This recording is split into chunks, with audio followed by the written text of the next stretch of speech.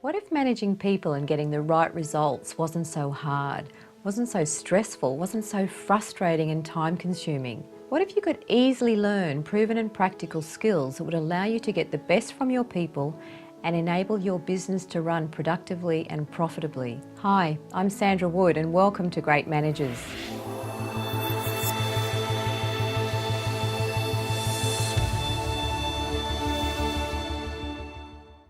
Now we're ready for the masterclass on building trust in teams. So we're starting with what is trust, and I'm not going to give you a lengthy definition here because I know that you all know what trust is. What I want to do is describe it in simple terms, because we know when we have trust and we also know when it's missing. It's what we call an intangible in business. It's very hard to measure trust, and it can be something that we take for granted. It's much more obvious when it's missing in team. So what I'm going to show you today is going to focus you on the link between trust, culture, and the results your team or organization will achieve.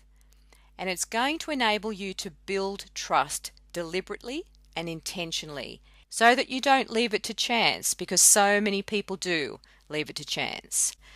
So this is why we need to look at our skills and our behaviors and elements of our character to know how to build trust in a deliberate and intentional way. Remember, you don't want to leave it to chance or to your instinctive patterning, because that is likely to work against you. And it is a combination of skill and character. And it starts with self-trust. So trust starts with our level of self-trust. We all have our own patterning about trust that's come from our life experiences. And it's very important to be aware of this, because this is what we bring into our relationships at home and at work. So it's that sense of, do I trust myself? And this comes from keeping your word to yourself. It comes from believing in yourself, knowing what your strengths are, and knowing that we all have strengths and we all have weaknesses, and believing in yourself. It also comes from following through with your goals. I want you to be careful about how many times you say you're going to do something and then not doing that. Don't say you're going to do it if you're not. Don't get into the habit of doing that, because that can break your self-trust. Self-trust is very important.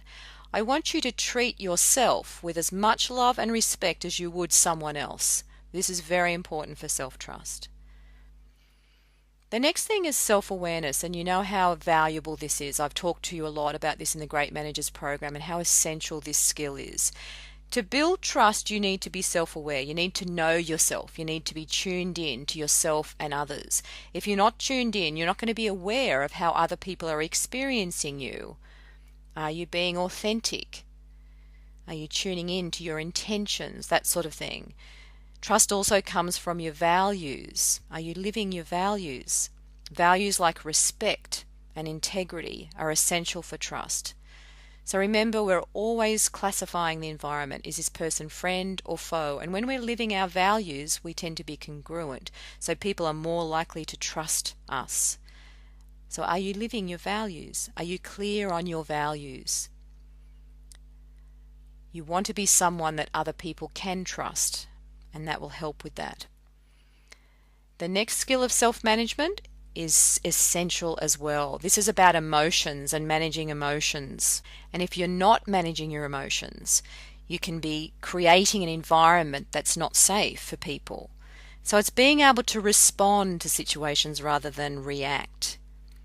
And it also means allowing yourself to be vulnerable. Patrick Lencioni talks about this in his book, how trust means we can allow ourselves to be vulnerable and not get those instinctive patterning kicking in and taking us out. There's always a little bit of risk associated with trust, and knowing that that feeling of vulnerability will kick in, it's normal, and being able to override that instinctive reaction.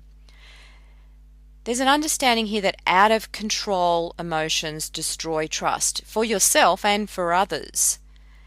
And the other important thing here is that it's that little bit of risk taking, that you've actually got to give trust to get trust. That's a very important part of being a leader. You have to give trust to get trust. If you're waiting for people to prove themselves trustworthy, you're actually looking for ways not to trust them because of the way our brains classify. Threat is our default, remember. So remember, emotions are contagious, and your emotional tone will set the tone for the team. The next part of building trust is your quality communication. It's about sending clear messages, making sure that your messages are understood, and listening attentively, listening with the intent to understand. It's also about congruency, that your verbal and non-verbal messages are lined up.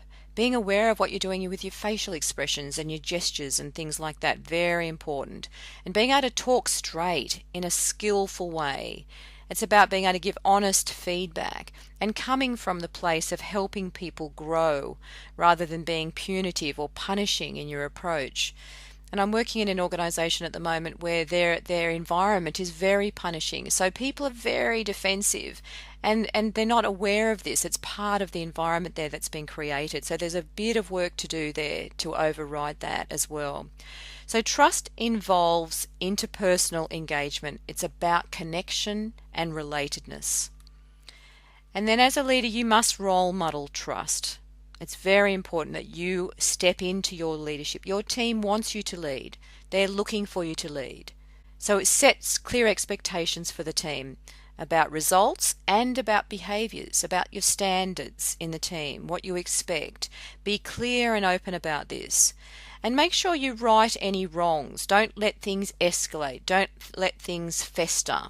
Don't tolerate behaviors that go against your values or your code of conduct. That's very important for trust. People are watching what you do. You're on show as the leader.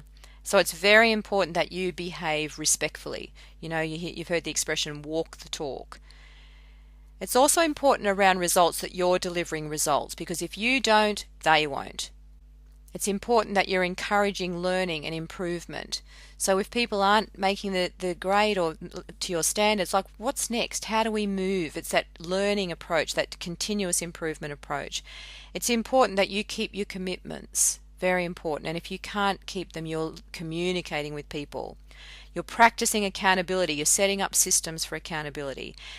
This is about your reputation and your track record. That is a very important element of trust in your teams. I want you to be a person of credibility, and I know you are, I know you can be, but it's about being conscious about that as well, thinking about what you're doing there. So let's look at some simple trust builders you can do in your team.